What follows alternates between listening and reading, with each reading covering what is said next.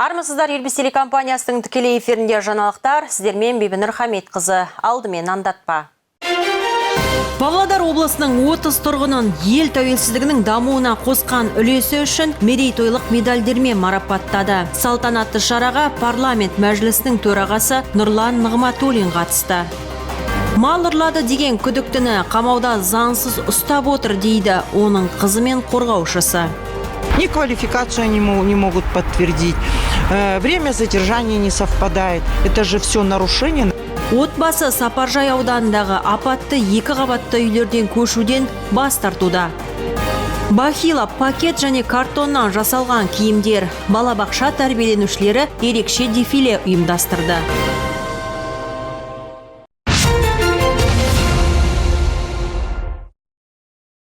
Ыңғайлы әрі жұмсақ. Менің ойымша кез келген аяққа таңдау жасауға мүмкіндік мол. Бағасы зейнеткерлер үшін өте қолайлы. 7-15 желтоқсан аралығында Алтын бизнес орталығы. Назар аударыңыз, супер баға. Күртеше мен тондардың жаппай сатылымы сіздің қалада. Қара бурыл, жанат, қоян, күзен және мутон. Жоғары сапа, төмен баға. Сәнді, стильді әрі жылы киініңіз. 7-15 желтоқсан аралығында Жеңіс алаңы 25 Алтын бизнес орталығы. Жаңа жылды ғажайыптар. Телебингода бар болғаны 2500 теңгеге 2 пәтердің ұтыс ойыны және ақшалай жүлделер жауыны. Мерекелік тираж 2022 жылдың 2 қаңтарында. Телебинго билеттерін қаланың сауда орталықтарынан немесе онлайн сатып алыңыздар. Толығырақ @жұлдыз.kz сайтында. Қазақстанда алғаш рет Беларусиядан көшпелі аяқ киім жәрмеңкесі. Беларусиялық және ресейлік өндірушілердің аяқ киімдері тікелей зауыттардан арзан бағамен кез келген аяққа таңдау көп. Қуаныштан жылап жібере жаздадым. Кигенде бірден аяғыма құйып қойғандай қонақ алды. Ғажап. Тек 7-15 желтоқсан аралығында Жеңіс алаңы 25 Алтын бизнес орталығы. Mix Cosmetics дүкеніндегі элиталық парфюмерияға 1+1 акциясы. Желтоқсанның 1 мен 31 аралығында бір хош иіс өнімін сатып алғанда екіншісіне 99% жеңілдік беріледі. Акцияға тек жеңілдетілген бағалары бар тауарлар қатысады. Павлодар қаласы, Назарбаев көшесі 41. Құрметті павлодарлықтар мен қала қонақтары, сіздердің назарларыңызға Серуен трамвайын ұсынамыз. Бұл тек қана романтика емес, бұл ерекше және ұмытылмас кездесулер. Бұл love story үшін бір қилы орын. Бұл балалар мерекесі үшін қызықты оқиға. Сіздерге есте қаларлық тамаша эмоция сыйлайтын. Бұл жарқын әсер мен қалыпсыз шешімдер. Жалға алу құны жағымды таң қалдырары анық. 1 сағат үшін небәрі 13 000 теңге ғана. Іске асыр, женіп ал, бірегей бол. Барлық сұрақтар келесі телефон бойынша 33 38 38. Телеарналар аз, кескіннің сапасы нашар, интернеттің жылдамдығы төмен, сүйікті веб-сайттар жүктелмейді. Алма ТВ бұл проблеманы шешіп береді.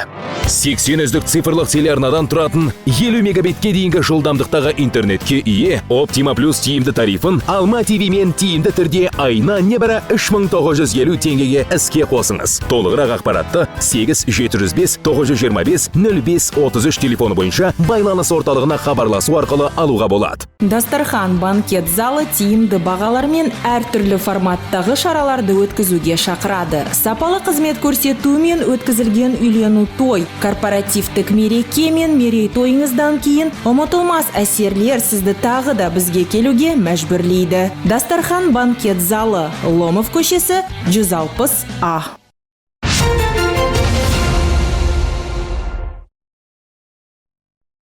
Жүргізушілерге киім ұсынған костюмный мир әйелдер киімдерінің салоны.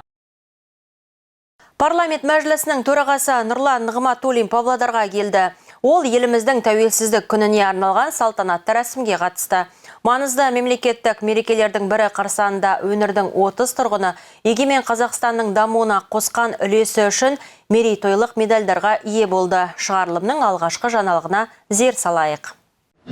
Ел тәуелсіздігіне биыл 30 жыл, 30 уақыт ішінде мемлекетіміздің әлемдік аренада беделі арта түсті. Экономикамыз бен халқымыздың әлеуметтік хал-ахуалы артты. Парламент мәжілісінің төрағасы Нұрлан Нығматуллин өңіріміздің ел дамуына қосқан үлесінің зор екенін тілге тиек етті.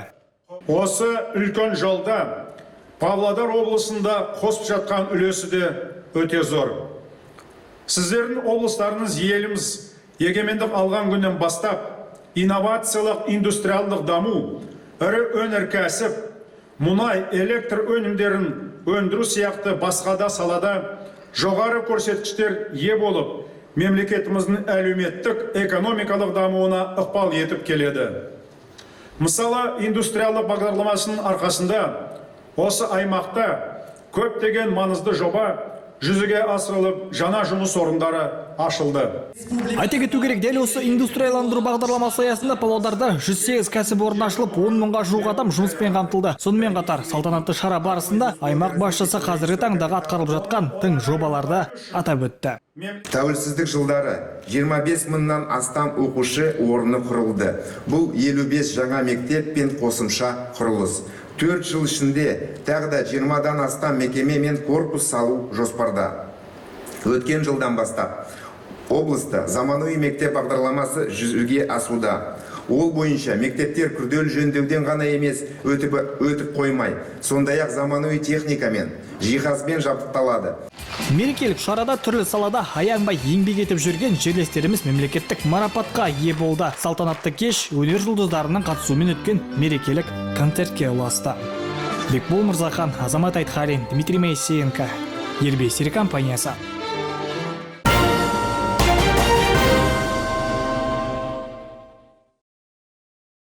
2022 жылы облыс бюджеті 150 миллиардқа жуық теңгені құрайды. Бүгін кезекті мәслихат сессиясында депутаттар өңіріміздің басты қаржы құжатын бекітті. Қазына қаражат есебінен өңіріміздің мектептері қалпына келтіріліп, қаламыздағы ең үлкен аурухана жаңартылады. Бюджет қаражатын тағы қандай бағыттарға үлестіргені жайлы бизнес жаңалықтарымызда. Бизнес жаңалықтарының демеушісі Ваша мебель жиһаз салоны, жайлылықты жасау өнері.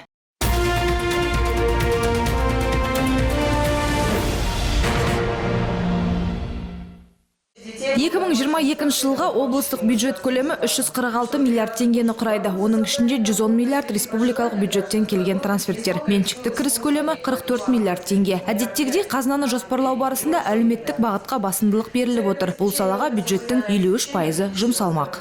Основной объем социальных расходов Әлеуметтік шығындардың басым бөлігі 143 миллиард теңге білім беру саласын дамытуға бағытталған. 2022 жылы облыстың 827 ұйымында 200 мыңнан астам бала мектепке дейінгі білім беру, кәсіби техникалық білім берумен қамтылады. Сондай-ақ білім беру мекемелерінде бейнебақылау камераларын дабыл түймесі мен турникеттерді орнату жұмыстары жалғасатын болады. 2022 жылы тұрғындарды жылумен үздіксіз қамтамасыз ету үшін 1,2 миллиард теңге жұмсалмақ. Бұл Павлодар қаласындағы 2 жылу магистралінің құрылысын аяқтау және Ақсу қаласында магистральды және жылу тартқыш желілерін жаңғырту. Сондай-ақ облыс орталығындағы 150 ауладағы ағымдағы жөндеу жұмыстарын жүргізу үшін 3,16 миллиард теңге бағытталады. Ал Екібастұзда 386 миллионға 11 аула абаттандырылады. Бұдан бөлек қазына есебінен мектептердегі жүктеме мәселесі шешілмек. Мектептердегі орын тапшылығы 2 бағыт бойынша жабатын боламыз. Бұл бірнеше ауысыммен жұмыс істейтін жүктемесі жоғары білім беру мекемелеріне жапсарлас құрылыс салу арқылы және Достық шағын ауданында жаңа мектеп салу. Айта кету керек, бұл жоба мемлекеттік жекеменшік әріптестік аясында жүзеге асырылады. Қаражаттың бір бөлігі республикалық қазынадан, бір бөлігі жергілікті бюджеттен бөлінеді және шығынның жартысын бизнес өзіне алады. Осы ретте облыс әкімі жоспарланған бюджеттің сапалы орындалуын қадағалауды тапсырды. Әбілқайыр Ысқақовтың айтуынша, соңғы 2 жыл қатарынан 4-ші тоқсанда жұмсалмаған қаражатты жинақтау тенденциясы сақталып отыр. Бұл бюджеттің 1 теңгесінің тиімділігін түсіреді. Сондықтан бюджет шығындарының тиімділігі максималды болу керек, деді аймақ басшысы. Аида Драхова, Серік Қонақбаев, Ербес телекомпаниясы. Қатаң тәртіптегі түзету мекемесінде жазасын өтеп жатқан азаматтардың біразы осы шеберханада. Олар ағаштан түйін түйіп, тер төгеді. Айтуларынша, мұндай ермек ақша табумен қатар уақытты пайдалы өткізуге көмектеседі. Здесь научили ребята, показали. Мұндағы жігіттер қалай жасау керектігін басынан үйретті. Қалай өрнек, ою салу керек. Ішінен қалай безендіру қажеттігінде білмеген едім. Сыртынан да әдемілеу оңай шаруа емес. Одан кейін оны бояу керек. Ет салатын табақ, ертоқым, киіз үй керек жарақтары, ағаш саба, кереует пен төсек орын жинайтын сөрелердің барлығы сотталушылардың қолынан шыққан дүниелер. Тек тапсырыспен жұмыс жасайды. Ол көп болса, сәйкесінше жалақы да жоғары. Еңбек Павлодар филиалы бұл негізгі жұмысы сотталушыларға жұмыспен қамтамасыз ету. Өйткені оларында отбасылары бар, сыртта тосып отқан адамдар бар, жанұясы бар. Солар жаңағы мынау қазір осы нарықта көптеп сұранысқа ие табақ, осындай ер тоқым тағы да заттар жаңа тапсырыс беру арқылы ақшасына сатып алынып, бұл сатылатын дүниелер. Трудоустроено на промышленной зоне. Бізде темір бетон, металл мен ағашпен жұмыс істейтін жеке кәсіпкерліктер бар. Блоктар шығарамыз. Сотталушылар жалақы алады. Сол ақшаға олар өздерінің сот қонымдарын жабады. Кейбірі үйіне жібереді. Алдағы уақытта мекеме қабырғасында қазақи нақыштағы бұйымдарды көптеп шығаратын кәсіпорын ашпақ. Қазірдің өзінде мұндағы 600-ге жуық сотталушының 42% жұмыспен қамтылған. Бибінұр Хамитқызы, Александр Колесников, Ирбис телекомпаниясы.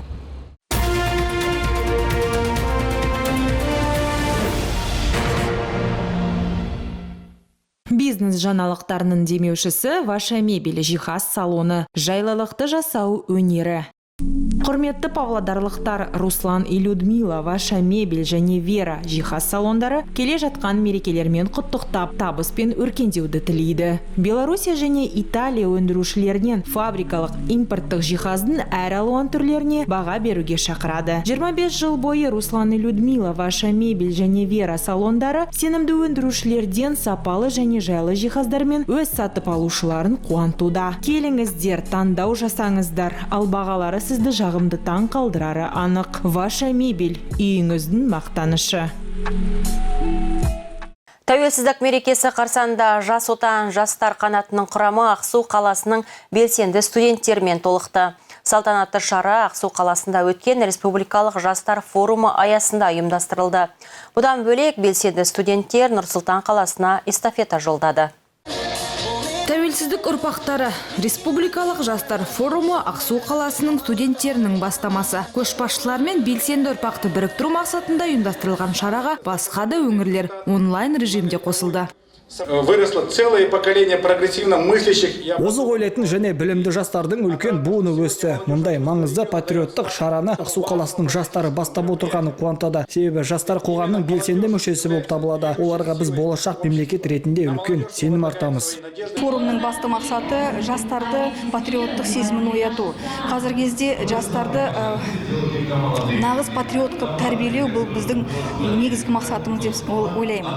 Бүгін бізде форумда телемост арқылы Нұр-Сұлтан қаласы, Алматы, Атырау, Өскемен, Батыс Қазақстан және біздің Павлодар қаласының колледждары бізге қосылып отыр. Біз бүгін эстафетамызды Нұр-Сұлтан қаласына ары қарай береміз. Бүгінгі күні осы атаған қалалар өзінің қала ішінде, жалпы колледж ішінде дәл осындай шараларды ұйымдастырып ары қарай жалғастыра береді. Шараға жиналған тәуелсіздік құрдастары, жұмысшы жастар мен белсенді студенттердің әрқайсының еліне деген сүйіспеншілік біріктіреді. Сондықтан бұл бастамаларын басқалары да қолдаса дейді. Біз колледж белсенділері болғандықтан колледж атынан қатысып отырмыз. Бүгінгі форумды біз Нұр-Сұлтан қаласына челлендж ретінде жібереміз. Форум студенттерді қызықтыру мақсатында ұйымдастырылып отыр. Айта кететіні, бүгін форум барысында колледждің ең белсенді студенттері Жас отан жастар қанатына қосылды. Енді әрқайсысы еліміздің дамып, гүлденуіне өз үлесін қосады деген сенімдеміз. Аида Драхова, Арнагүл Исабекова, Дмитрий Моисеенко, Ирбис телекомпаниясы.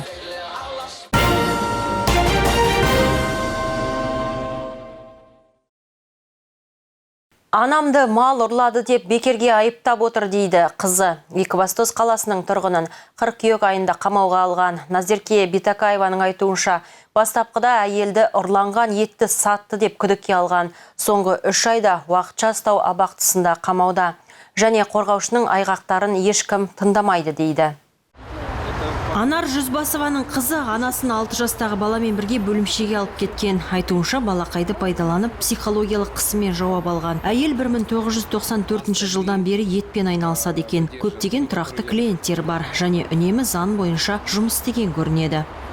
Она с России, получается, привозила мясо. Олар етті Ресейден әкелетін. Соңғы уақытта менің ағам, анамның ағасы ауылдарды аралап, сол жақтардан қолдан алған. Ауылдан алған оңай, себебі өздері сойып бөлшектеп береді. Меня сейчас возмущает. Мені қазір ашуландырып отырғаны қорғалушының қамауда отырғаны. Олар не бапты растай алмауда. Ұсталу уақыты сәйкес келмейді. Оның барлығы заң бұзушылық қой. Біз бұл құжаттарға шағымданамыз. Қыркүйек айының басында полиция мал ұрлады деген күдікпен 10 адамды ұстағанын хабарлады. Екібастұздан жедел бейнені де жариялады. Ақпаратта қаскүнемдер қатарына ұрылар, сатушылар және ветеринарлар кіргенін көрсетті. Анар Жүзбасоваға келер болсақ, ол қамауда отырған жалғыз емес деп түсіндірді. По уголовному делу проводится следствие. Қылмыстық іс бойынша 7 күдікті тұлғаның қатыстылығын анықтау үшін тергеу жүргізілуде. Барлық күдіктіге қатысты қамауға алу шарасы қолданылған. Қазіргі уақытта қылмыстық іс сотқа дейінгі тергеу кезеңінде. Анар Жүзбасованың қорғаушысы тергеуде ет сатқан әйелге қатысты айғақ жоқ дейді. Тіпті оның клиенті ұрланған етті сатып алған болса да, ол үшін оны ұйымдасқан қылмыстық топ құрамына енгізуге болмайды. Қазіргі таңда күдіктінің қорғаушылары прокуратураға шағым түсірген. Бибінұр Хамитқызы, Артем Клеван, Максим Носков, Елбес телекомпаниясы. 115 бас жылқы ұрлады деген күдіктіні Мәскеуден ұстаған. Ол тәртіп сақшыларынан 3 жыл жасырынып келіпті. Ал кешкі уақытта рұқсат етілмеген жерден өтіп бара жатқан ананың әрекетін әлеуметтік желі қолданушылары сынға алды. Бейнесі біздің арнайы айдарда. Әлеуметтік желі жаңалықтарының демеушісі Моника жиһаз фирмасы. Өз интерьеріңізге стиль қосыңыз.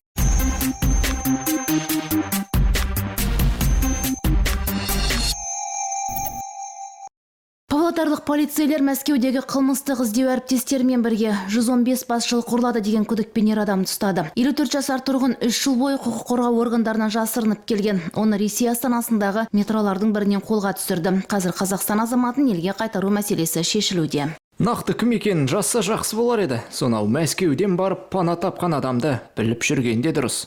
Ресейден ары асып кетуге ақшасы жетпей қалған шығар. Жергілікті парақшалардың бірінде пайда болған мына бейнені талқыға салғандар көп. Әсіресе жүргізушілер кешкі уақытта барынша абай болуға шақырады. Себебі қараңғы жерде жылдамдықты азайтпаса, қайғылы жағдай орын алуы әбден мүмкін. Жолдан өткенде барынша сақ болған жөн. Әсіресе баламен жүргенде екі есе жауапты боламыз. Әйелді жақтағым келмейді, алайда көшелерде жарықтың болмауына басқа адамдар кінәлау. Ал Абай атындағы гимназия балаларды өлең жаттауға ынталандырудың ерекше жолын тапқан. Олар ол ақынның 175 өлеңін жатқайтқан оқушыға велосипед сыйламақ және ол үшін кішкентай тұрғындарға көктемге дейін уақыт берген. Әлеуметтік желі жаңалықтарының демеушісі Моника жиһаз фирмасы. Өз интерьеріңізге стиль қосыңыз. Моника – сіздің стиліңіздің жиһазы. Заманауи дизайнерлік идеялар. Моника – үйге, кафе, клуб, мейрамхана және кеңсеге арналған керемет авторлық жиһаз. Әр үлгі қайталанбас. Мұнда әдемілік, талғампаздық, сенімділік пен сатып алушылар үшін қолжетімділік өзара үйлескен. Моника жиһаз фабрикасы жеке жоба бойынша тапсырыстар қабылдайды. Моника үйіңізге жайлылық сыйлайды. Моника жиһаз фабрикасымен бірге интерьеріңізді стильді етіңіз.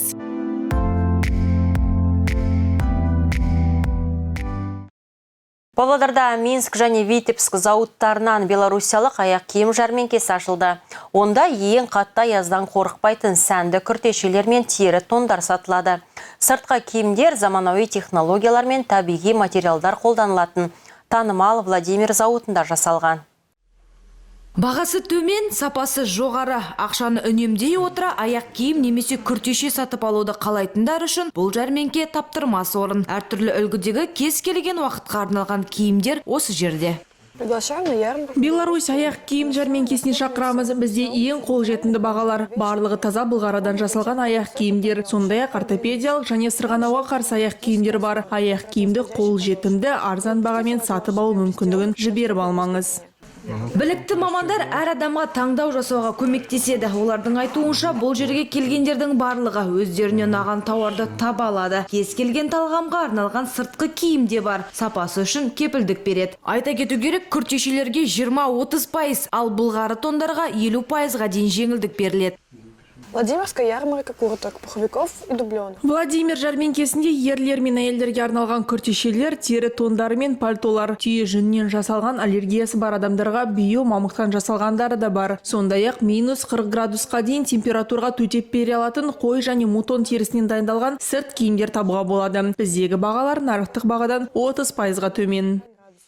Егер сіз қыста сәнді көрініп, жылы жүргіңіз келсе, жәрмеңкеге келіңіз. Мекен жайы Жеңіс алаңы 25, Алтын бизнес орталығының ғимараты. Аида Драхова, Серік Қонақбаев, Ирбис телекомпаниясы.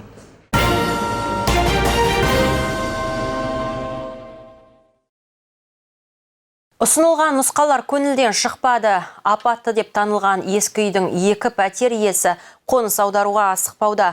Шенеуніктер оларды Достық ауданындағы пәтерлерге көшіргісі келген. Неге екенін тілшіміз жалғастырады. Железнодорожная көшесіндегі нөмірі 3-ші үй биыл апатты деп танылды. Сәйкесінше шенеуніктер бірден тұрғындарды көшіруге кірісті. Жалпы 8 пәтері бар көп қабатының бүгін 6-ы қоныс аударған. Қалған 2-інің иесі тұрақты мекен жайын ауыстыруға асықпауда. Айтуларынша, ұсынылған нұсқалар олардың талаптарына сай келмейді. В этом году дом был 100% готов. Биыл біздің үй 100% апатты деп танылды. Қоныс аудару қағаздары берілген жоқ. Біз үйден шығу құжаттарын көрмедік. 8 пәтердің 6-ы әкімдіктің сөзіне сеніп көшіп кетті. Мен әжеме және кішкентай баламен тұрамын. Бізге 9-шы қабаттан пәтер ұсынды. Бірақ біз одан бас тарттық. Себебі 9-шы қабатқа көтерілу әжем үшін қиынға соғады. Соседи выселились. Көршілеріміз жылдам көшіп кетті. Маған бұл пәтер әкемнен қалған. Бұрында пәтерімде өрт шығып, барлық құжаттарымыз жанып кетті. Өз басым мұнда балалық шағымнан тұрып келемін. Жуырда әкімдікке барып қағаздарды қалпына келтіргім келді. Бірақ маған барлығы бұл мүмкін емес деді. Бүгінде ескі көп қабатты жылу және судан ажыратылған. Тек кәріз жүйесі жұмыс істеп тұр. Ал екінші пәтер иесі құжаттардың жоқтығына байланысты көше алмауда. Қала әкімдігінде қоныс аудара алмай жатқан тұрғындарға не ұсынылғаны туралы айтты. При этом один собственник отказался. Бір пәтер иесіне алдымен Достық ықшам ауданынан 1-ші қабатта орналасқан 3 бөлмелі пәтер ұсынылды. Олар бас тартты. Кейін 9-ші қабаттан ұсынылды. Сондай-ақ отбасыға уақытша жалдамалы пәтерге көшуге кеңес бердік. Оған қаражат әкімдіктен төленеді. Бірақ пәтер иесі барлық нұсқалардан бас тартты. 2-ші пәтер иесінің құжаттары болмаса да, оған жалдамалы пәтерге көшуді ұсындық. Сондай-ақ қағаздарды қалпына келтіруге көмек көрсетілді. Айта кетсек, Павлодарда 44 ескі үй бар. Олар Затон, Алюминстрой және Темір жол вокзалы аудандарында орналасқан. Көп қабаттылардың техникалық тексеру қорытындысы бойынша 3 үй апатты деп танылған. Айтмұхамбет Ағожа, Серік Қонақбаев, Ирбис телекомпаниясы. Ленин мен Ақсу жолдарында көк тайғақ деп шағымдануда жергілікті тұрғындар. Ал павлодарлықтар керісінше бүгін жаяулар жолына құм сепкен коммуналшыларға алғыс айтуда. Біздің мобильді қосымшада осы және өзге де бейнелер. Мобильді қосымшаның демеушісі DE неміс аяқ киімдерінің дүкен салоны күзгі және қысқы жаңа топтамасына шақырады. DE бар қырынан сапалы.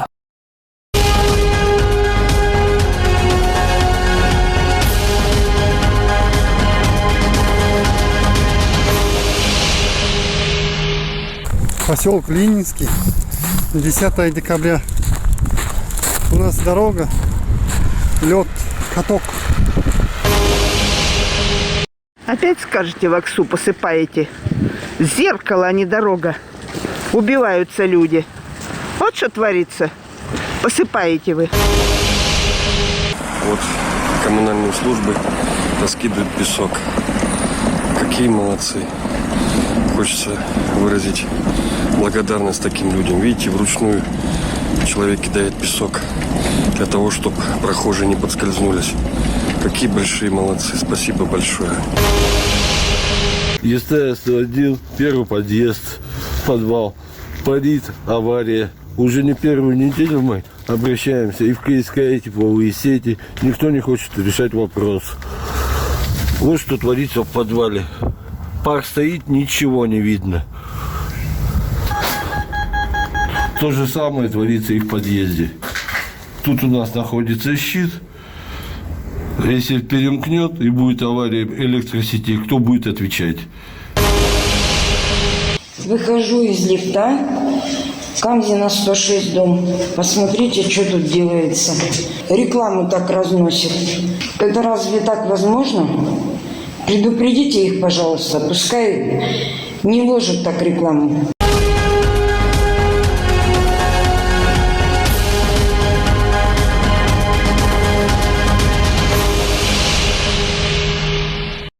Мобильді қосымшаның демеушісі DE неміс аяқ киімдерінің дүкен салоны күзгі және қысқы жаңа топтамасына шақырады. DE бар қырынан сапалы. Неміс аяқ киім дүкені салоны DE жаңа түсіміне шақырады. Сіздерге біз басшы әлемдік аяқ киімінің ерекшелік жинақтама сұраптамасын жинадық. Марка, Tots, Caprice, Riker, Yana, Baden, Ralph Ringer тағы да басқалар. Осындай таңдаумен сіздер әр жағдайға аяқ киімді оңай таңдап аласыз. Егер де білмесеңіз сізге не керек, онда бізге келіңіз, бізде ол бар. Неміс аяқ киім дүкені салоны DE Лермонтов көшесі 104. Павлодарда ұлттық ойындар бойынша қалалық фестивальдің ақтық кезеңі өтті. Сайысқа білім беру мекемелеріне 100-ден астам оқушы бақ сынады. Шара тәуелсіздіктің 30 жылдығына орайластырылған. Қай ұжымның 100-ден жүйрік атанғанын алдағы сюжеттен білейік. 7-8 сынып оқушылары ұлттық ойынның асық ату, бес асық, ләңгі, білектесу, белдесу және арқан тарту түрлері бойынша өзара мықтын анықтады. Қатысушылар саны жастар арасындағы қызығушылықтың жоғарғы екенін көрсетті. Қала бойынша 42 мектептің арасынан 4 топ болған, 4 топқа 200-ден астам бала қатысқан болатын. Сол 4 топтың ішінен жеңіп шыққан командалар бүгін финалдық ойынға 21 мектепке жинап отырмыз. Бұл ойынға бүгіннің өзінде 100-ден астам бала қатысып жатыр. Оқушылардың дені асық атуда сайысты, сондай-ақ ләңгі тебуде танымалдылыққа ие болуда. Мәселен, Тамерлан Дюсуп аталмыш ойында ауылдан байқап үйреніп алыпты. Осы жарыста ләңгі түрінде ойнаймын. Біз осы жарысқа 2-ші орын алып келдік. Және осы жарыс біздің 21-ші мектепте өткен үшін біз 1-ші орын алу керекпіз деп ойлаймын. Фестиваль қорытындысы бойынша Кенжекөл жалпы орта білім беру мекемесі тұғырдың ең биік сатысына жайғасты. Әлжанбек Қожин атындағы мектеп оқушылары вице-чемпион атанса, жарыс қожайындары мен 18-ші білім беру мекемесі қола жүлдені містет етті. Бұл ретте ұстаздар ұлттық ойындар сайысын өткізуді дәстүрге айналдыруды жоспарлап отырғандарын мәлімдеді. Бекбол Мырзахан, Дмитрий Моисеенко, Ербес телекомпаниясы. Бүгін Павлодар қаласындағы нөмір 122-ші мектепке дейінгі гимназияда ерекше сәндік көрсетілім өтті. Балақайлар ата-аналармен бірлесіп жасаған костюмдерін ұсынып, қазылар алқасын таңғалдырды. Шараға тілшіміз барып қайтты. Сәндік көрсетілімнің кішкентай қатысушылары костюмдерін дайындауда пакет, ағаш, пластик сынды заттарды кәдеге жаратқан. Бастысы еліміздің тәуелсіздігіне арнап танымал сәулет нысандарын көрсетті. Басты мақсатымыз Қазақтың ұлттық құндылықтарын дәріптеу, қадірлеу, құрметтеу, бүлдіршіндеріміздің отан сүйгіштікке, ұлтжандылыққа тәрбиелеу. Осы байқаудың шарты ата-аналар мен балабақшаның арасында тығыз байланыс орнату, ата-ана мен баланың бірлесіп шығармашылықтары мен қиялдарын дамыту. Ерекше байқауға 3-тен 6 жасқа дейінгі 12 бүлдіршін қатысты. Костюмдерін ата-аналармен дайындаған және әр элементтің өзінің тарихы бар. Әлия мантикізімін, тәуелсіздік көлемін, ашық аспан астында самға ұшамын. Жылтыр матамен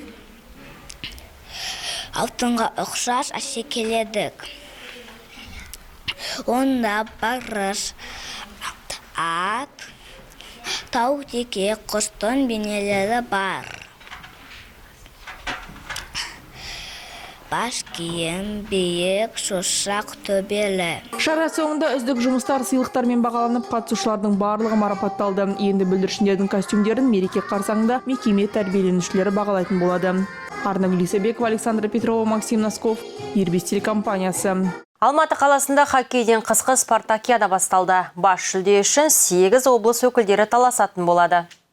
Павлодарлық ертіс ұжымы жарыстың ең жас командасы ретінде өнер көрсетеді. Айдындағы алғашқы қарсылас ретінде Қостанай облысы болмақ. Хабарымызды спорт жаңалықтары жалғастырады.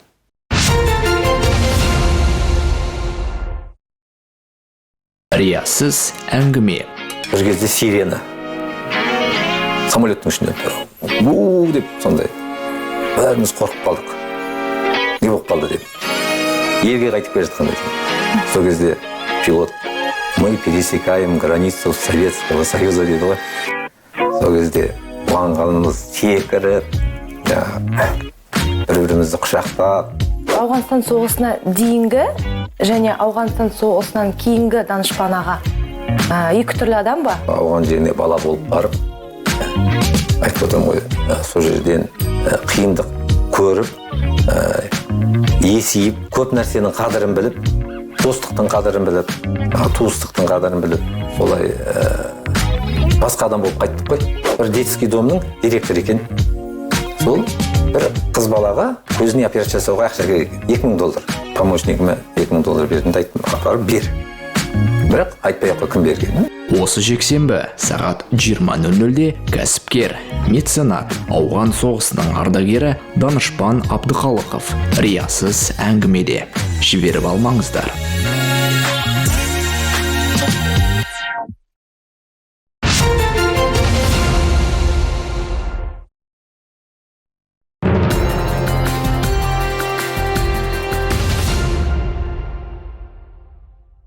Жүргізушілерге киім сұнған Ламберти ерлер киім салоны.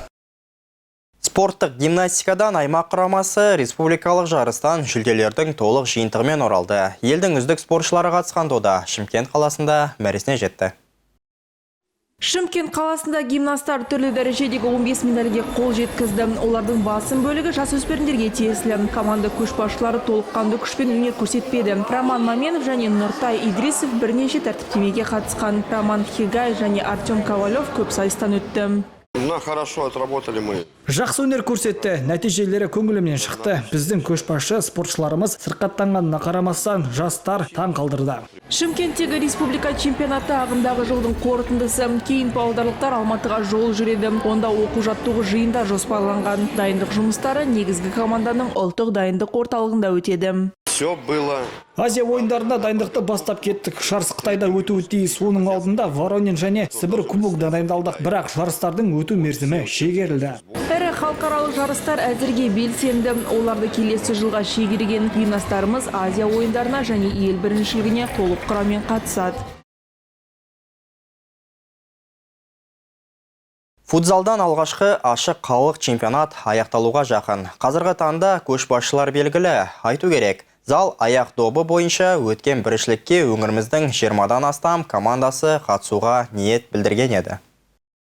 Футзал чемпионаты Металлургтер қаласында өтті. Біріншілікке Павлодар, Ақсу мен облыс аудандарының 24 командасы тіркеліп, 2 топқа бөлінген еді. Ұйымдастырушылар доданы жоғары дәрежеде ұйымдастыра білді. Матчтар тікелей эфирде көрсетіліп, аймағымызда бұрын соңды болмаған VAR төрешілік жүйесі алғашқы рет қолданылды.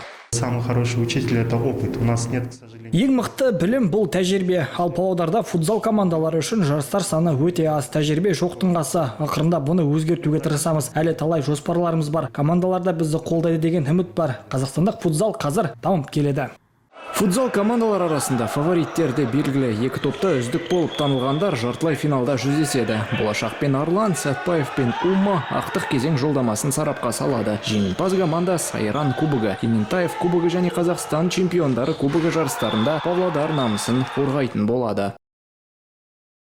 Павлодарда волейболдан жасөспірімдер арасындағы ашық қалалық турнир бастау алды. Сайысқа еліміздің түрлі өңірлерінің үздік ұжымдары келді. Өңір намысын нөмірі 2 спорт мектебінің өрендері қорғайды. Баянтау спорт сарайында өтіп жатқан тәуелсіздіктің 30 жылдығына арналған ашық қалалық турнирге Нұрсұлтан, Павлодар, Екібастұз, Балқаш қалаларынан, сондай-ақ Баянауыл, Успен, Павлодар аудан құрамалары қатысуда. Дәстүрлі дода осымен 14-ші рет ұйымдастырылып отыр. Жақсы мықты команда келіп отыр. Олар өздері чемпиондары, Қазақстан Республикасының чемпионатына талай рет қатысқан, жүлдегер орындарға ие болған Балқаш қаласының командасына, Қарағанды облысының чемпиондары келіп отыр. Біздің командада енді жай емес, өзіміздің облысымыздың чемпиондарымыз. Және де бұл команда, осы команда біздің құрама Павлодар облысының қысқы қаңтар айында өтетін Қазақстан Республикасының чемпионатына қатысады. Орал қаласына дайындалып жатырмыз. Әдетте, ылғи сайысқа қатысуға асық ресейлік волейболшылар карантинге байланысты келе алмады. Соған қарамастан жалпы 8 команда тіркелді. Өңір намысын қорғайтын Павлодардағы нөмірі 2 спорт мектебінің 2008-2009 жылғы команда өздерінен үлкендеу қарсыластарымен күш сынасады. Тәжірибелі қонақтарды жеңу оңайға соқпайды, бірақ тәжірибе жинау нәтижеден маңыздырақ. Бұны балалар да түсінеді. Жүзша бір балдармен біз көрдік, қалай ол ойнайды. Балдар бір ол жақсы ойнайды. Ол 2006-2005 балалармен ойнайды, жақсы ойнайды. Ол жақсы команда, онымен жақсы ойнаймыз. Ұжымдар 2 топқа бөлініп өзара мықтыны анықтайды. Әрі қарай плей-офф кезеңі өтеді. Павлодарлықтар сапында өзін жақсы көрсеткендер облыс құрамасына шақырту алып, жаңа жылдан кейін Орал қаласына аттанады.